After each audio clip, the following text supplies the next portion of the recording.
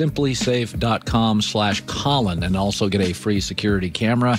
Rick Bucher's covered the NBA since the early 90s. He is now joining us live, Fox Sports NBA analyst. All right, let's first start with this. Harden, Kevin Durant, Kyrie.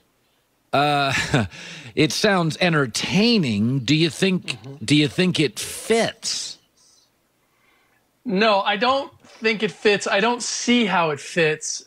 I'm fascinated to watch this experiment. I mean, look, it's the first thing that has actually caught our interest or attention in this NBA season. I was asked the other day, give somebody a 30-second synopsis of what's happened, what's transpired in the league to this point. This was prior to the trade. And I was like, nothing has happened. The Lakers were the best team coming out of last season. They're still the best team in the league, and I don't see who is going to oppose them. Now at least we have this potential of the Nets being that team. But Colin, I'll ask you, I've never seen a situation where you take three unhappy people and you bring them together and they find happiness together. If there's a story out there like that, I've yet to hear it. Do you think Kevin Durant, he would never admit it, but does have a little regret choosing Kyrie over Steph today? I don't believe that he has regret over making the choice between the two. Does he have regret that he hitched his wagon to Kyrie?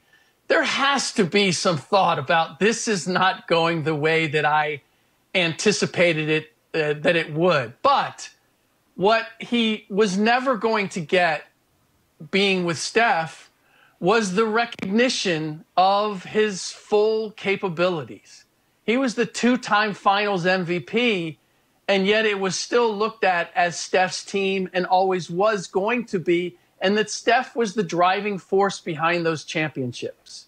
So KD was seeking that, and that's what makes this Harden edition interesting, because now if they end up accomplishing something, KD still will not have received the recognition that took him to Brooklyn in the first place. It will be, they found out pretty quick that KD-Kyrie combination wasn't enough.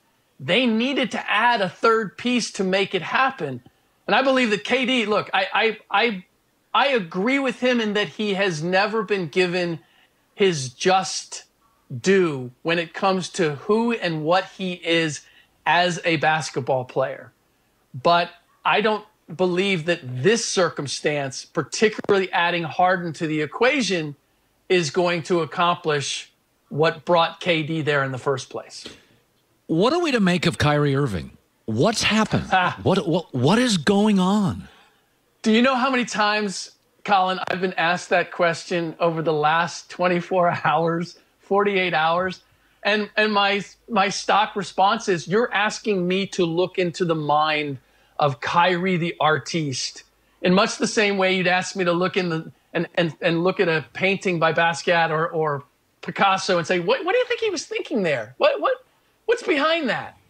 I don't know. Now, over the course of my career in covering the league, I've had the opportunity to sit down with guys and have those conversations where I find out exactly what they're thinking. And I may not agree with it, but I at least understand it. I have not had that conversation with Kyrie. I've had it with people that are close to him who have tried to have that conversation, and they haven't gotten any answers. I guess the simplest explanation I can give you is that Kyrie is trying to make himself relevant above and beyond being a basketball player, but he does not know how to do it. And in the meantime, he's undermining his true platform, which is his ability to be a great basketball player.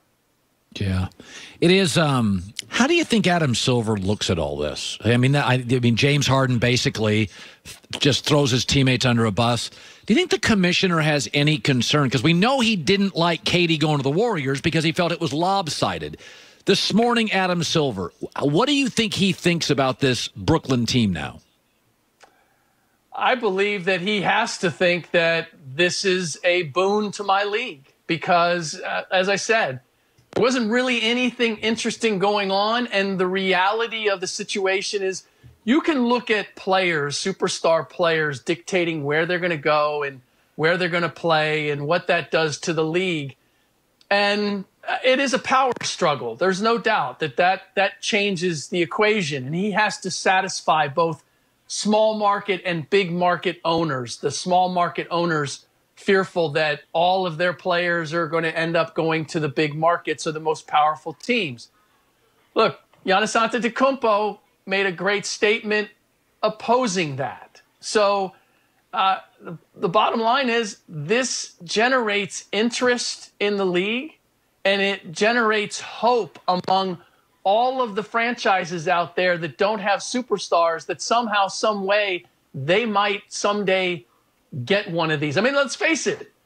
We're talking about 3 superstars going to the Brooklyn Nets. Yeah. If that doesn't engender optimism among other franchises that haven't had this opportunity, well, it well should. It well should. Whether it's realistic or not among their fan bases, it should. And let's face it, the attraction and the popularity of the league has now shifted to transactions. Yeah. The hope of a player going someplace, as opposed to the idea that, I watch the game and my team winning or losing is what attracts me. It really is. It's the possibilities is what makes the NBA own as much of the sports landscape as it does. And whether we like it or not from a competitive standpoint or the actual machinations of the league, the fact of the matter is that's where the NBA's bread is buttered right now, and this adds to that. Yeah, good stuff. Rick Bucher, good seeing you, bud. Haven't talked in a while. Thanks, man. I know. Same, Colin. Go the extra mile. Very own upfitted Mercedes-Benz Sprinter van. You could win. It's Fox Sports Radio's ultimate tailgate rig sweepstakes. You have until January 24th to sign up. So, I mean, it's funny. I grew up in the Pacific Northwest. The NBA's always been a players' league. Forever. You could go look up, Google Spencer Haywood. He was a great player for the Sonics. He was one of the first guys that said, hey, I'm going to go where I want to go. So I've never had a play. I've always defended players being mobile. I've always understood it's a players' league. I don't like what James Harden did to his teammates. That part is Bush League to me. But I like player mobility. For selfish reasons, it's interesting. I mean, the NFL didn't even used to do trades before Jimmy Johnson. I cannot wait for March. I care where every weak side defensive end goes, and that's a fun part. So I have no problem with mobility. I just think on your way out, you should